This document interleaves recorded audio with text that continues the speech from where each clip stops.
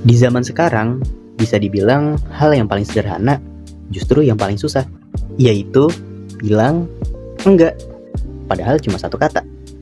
Tapi setiap kali kita mau nolak, entah kenapa kita malah bilang iya. Dan setelah itu, kita nyesel, capek, kadang kesal sama diri sendiri. Sebenarnya kenapa ya kita bisa kayak gini? Apa karena kita lemah? Jawabannya bukan. Kita bukan lemah. Kita cuma takut.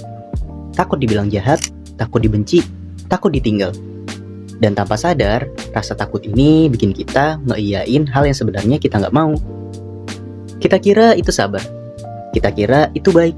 Padahal itu people pleasing.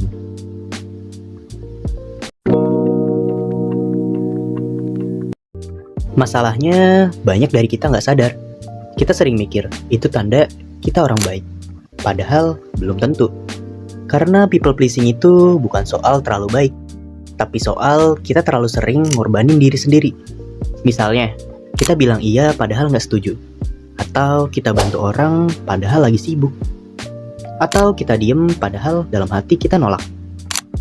Kalau dipikir-pikir, itu bukan karena kita tulus, tapi karena kita takut. Kita takut kalau kita nolak, orang bakal berubah ke kita. Dan pelan-pelan, kita jadi terbiasa ngebohongin diri kita sendiri. Tapi kebiasaan ini biasanya nggak muncul tiba-tiba. Ini semua ada asal-usulnya. Dan seringnya dari kita pas masih kecil. Ingat nggak? Dulu kita sering diajarin, anak baik itu nurut. Dan setiap kita nolak, kita dimarahin. Atau kita diabaikan. Tapi waktu kita nurut, kita dipuji. Dan dari situ kita mulai belajar satu hal. Kalau mau disayang, kita harus nyenengin orang. Kita harus ngelakuin apa yang orang lain mau. Dan tanpa sadar, cara itu kita bawa sampai sekarang. Masalahnya, kalau ini terus kita lakuin, yang capek itu bukan orang lain, tapi diri kita sendiri. Kita bakal ngerasa capek banget. Bukan capek fisik, tapi capek jadi apa yang orang lain mau. Lama-lama kita bakal ngerasa gak dihargain. Kita bakal ngerasa dimanfaatin. Kenapa? Karena orang lain ngelihat kita selalu bilang iya. Jadi mereka pikir kita gak punya batas. Tapi yang paling berbahaya, sebenarnya kita itu kehilangan diri kita sendiri. Kita jadi lebih ngerti apa yang orang lain mau daripada apa yang kita mau. Kita jadi lupa apa yang kita suka.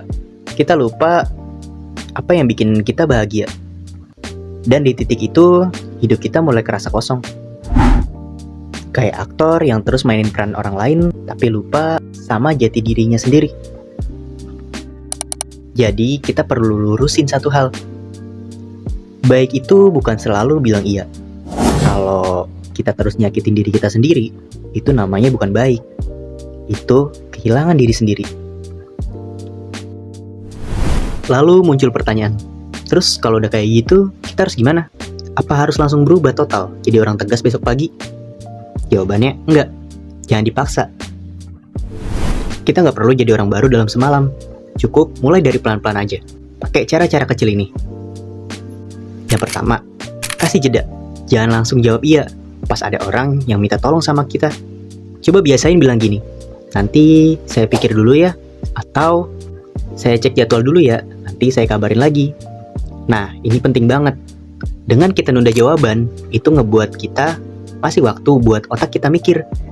Sebenarnya kita mau ngelakuin ini nggak ya? Kalau dari otak kita bilang nggak, itu tandanya kita berhak buat nolak. Lanjut cara yang kedua, latihan nolak hal kecil. Coba kita tolak hal yang sepele dulu. Misalnya, ada tawaran makan yang nggak kita suka.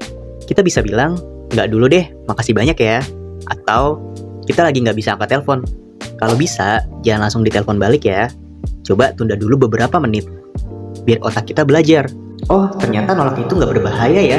Dengan begitu, kita mulai belajar buat dengerin diri sendiri. Jadi besok-besok, sebelum jawab apapun, coba biasain tanya ke diri sendiri dulu.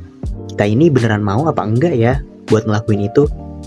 Ingat, kalau jawabannya enggak, itu berarti kalian berhak nolak hal tersebut. Itu bukan termasuk egois kok. Itu namanya ngejaga diri kita sendiri. Ingat nih ya, proses ini nggak harus langsung sempurna. Mungkin kita bakal gagal beberapa kali, dan bakal ngerasa bersalah banget. Tapi tenang, itu hal wajar kok.